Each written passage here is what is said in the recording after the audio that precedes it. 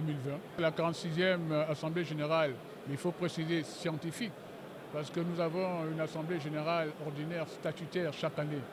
Et à l'occasion de l'Assemblée générale ordinaire statutaire, nous avons un volet scientifique en marge de cette Assemblée.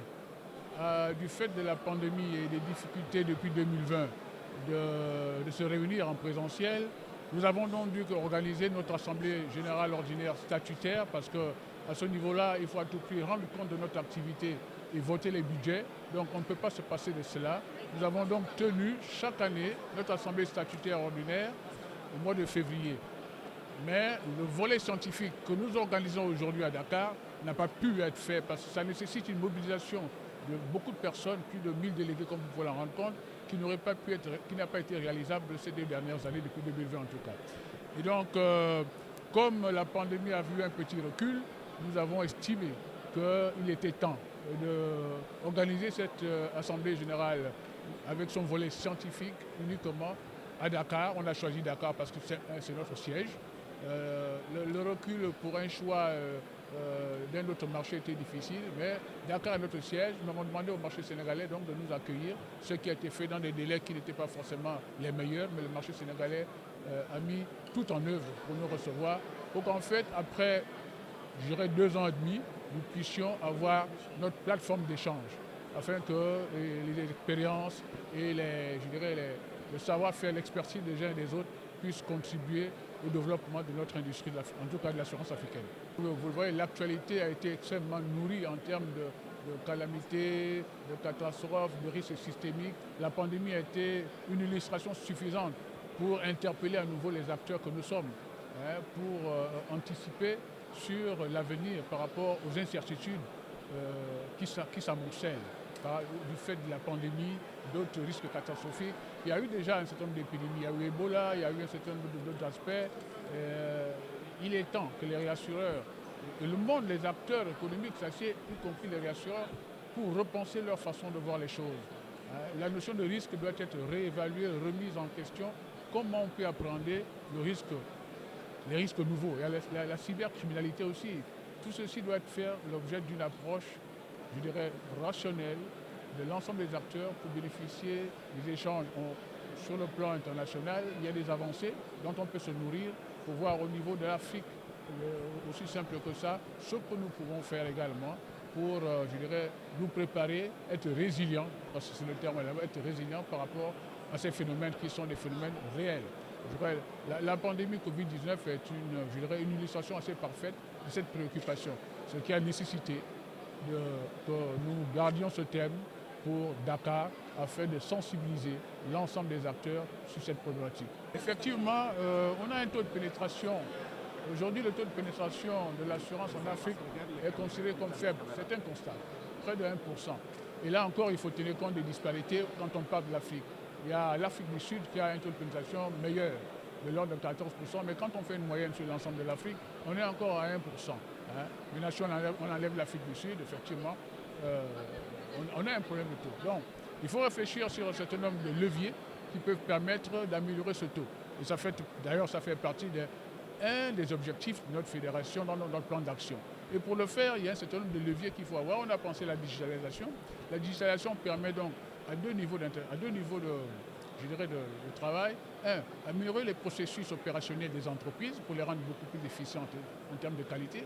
Et ensuite, vendre dans le système d'intermédiation et de relation avec le client, avoir des supports digitaux qui permettent d'aller beaucoup plus vite et d'atteindre des couches de population qui sont considérées comme les plus faibles, les plus vulnérables, qui aujourd'hui ne captent pas l'assurance, ne comprennent pas d'ailleurs l'assurance. Alors, il y a un travail de sensibilisation et la digitalisation doit être un levier pour pouvoir pousser vers une amélioration du taux de pénétration. Maintenant, il y a d'autres aspects, vous avez cité donc les assurances obligatoires. Dans les pays développés, ils ont des niveaux d'assurance obligatoire qui sont conséquents. En Afrique encore, nous sommes à un niveau, je dirais, faible. Donc c'est également là un levier que nous pensons pouvoir mettre en œuvre pour améliorer le taux de pénétration. Mais il faut également, quand on fait l'assurance obligatoire, cerner actuellement l'assurance qui est vraiment utile en fonction des besoins autre chose. Ce n'est pas une liste par hasard, non. Il y a une étude qui est faite pour voir comment on peut implémenter l'assurance obligatoire au niveau du public pour que ça ait une réelle utilité pour un certain nombre de risques qui sont émergents du fait de la mécanisation, de l'industrialisation et de la digitalisation. Donc de nouveaux risques nécessitent effectivement qu'on s'appesantit sur ces questions-là. L'Afrique est assez large. Je peux dire que globalement, il y a eu une forme de résilience qu'on a constatée, mais certains marchés en ont quand même beaucoup plus souffert que d'autres. Je dirais le grand marché de l'Afrique du Sud, quand on regarde un peu les chiffres que nous observons, on a un recul de l'ordre de 10% sur l'Afrique, selon les informations que nous avons. De 10%, on est passé de l'ordre de 68 000 millions de dollars à 60 000 millions de dollars. Donc il y a 10% de pertes au niveau de l'Afrique. Mais il faut noter que sur ce chiffre d'affaires, il y a 4 sociétés qui perdent pour 75%.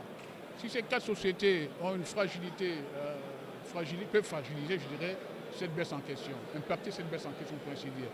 Donc, je dirais que ces 4 pays ont reculé de l'ordre de 17% au terme des chiffres de 2020 en question. Alors que les 25% autres représentés par d'autres marchés ont progressé de l'ordre de 5 à 6%. Mais quand on regarde l'ensemble, on a effectivement reçu une baisse de 10% parce que les 4 porteurs du marché en question représentent 75% et ils ont fait un recul de 17%. Donc ils ont été beaucoup plus frappés par les phénomènes du Covid-19 que certains autres marchés qui ont pu résister, avoir une résilience beaucoup plus intéressante.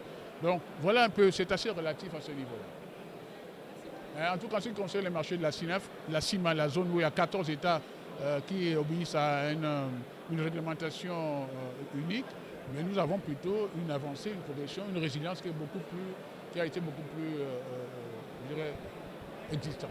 Edith, nous avons une fédération des sociétés d'assurance qui regroupe aujourd'hui 203 compagnies venant de 29 pays. Et la règle, c'est de tenir chaque année notre assemblée générale. Comme vous le savez, cette assemblée générale, elle est en 2 parties. Il y a une partie statutaire et une partie scientifique. Avant la période Covid, les 2 parties se tenaient en même temps. Mais avec la Covid, nous n'avons pas pu tenir la partie scientifique parce qu'il faut un certain nombre de présences, parce que c'est des conférences. Ce qui fait que nous avons tenu la partie statutaire parce que ce sont nos textes au mois de février à Douala et nous avons différé la partie scientifique au mois de mai 2022 en attendant de voir comment la pandémie allait évoluer. Nous remercions Dieu et rendons grâce à Dieu puisque la pandémie aujourd'hui, disons qu'elle est un peu derrière nous, ce qui nous a permis aujourd'hui de tenir cette Assemblée générale dans sa partie scientifique.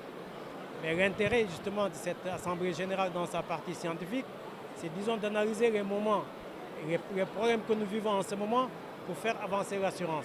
Comme vous le savez, l'assurance a pour premier rôle de sécuriser les biens et les personnes. Et nous avons senti que cette année, comme nous sortons d'une pandémie avec des conséquences qui ont été très fortes au niveau du secteur économique et au niveau des individus, comme vous le savez, des entreprises ont été impactées. Les hôtels ont été fermés, les transporteurs ont été impactés, le transport aérien a été affecté. Et malheureusement, ces pertes d'exploitation n'ont pas été prises en charge par les assureurs, tout simplement parce qu'on n'avait pas prévu que sur une simple décision administrative, qu'il puisse y avoir des conséquences financières terribles pour nos sociétés. Donc il était pour nous important, cette première Assemblée générale, dans sa partie scientifique de l'Assemblée générale, puisse réfléchir sur les nouveaux risques. Les nouveaux risques, notamment la pandémie, ensuite les catastrophes naturelles. Comme vous le savez, en Afrique, de plus en plus, nous vivons des catastrophes naturelles, que ce soit des inondations, que ce soit des feux de brousse. Au Sénégal, vous avez pu remarquer ces derniers temps, nous avons énormément de feux de brousse avec des conséquences, des pertes humaines, aussi bien des pertes humaines que des pertes matérielles, donc financières. Donc l'Assemblée de cette année, avec des conférenciers de haut niveau, va réfléchir justement sur ce thème et essayer de trouver des solutions pour la prise en charge des catastrophes, pour la prise en charge des pandémies, pour qu'en tout cas les entreprises ou les personnes physiques qui seront impactées puissent être dédommagées. Voilà l'essentiel de cette Assemblée générale dans sa partie scientifique.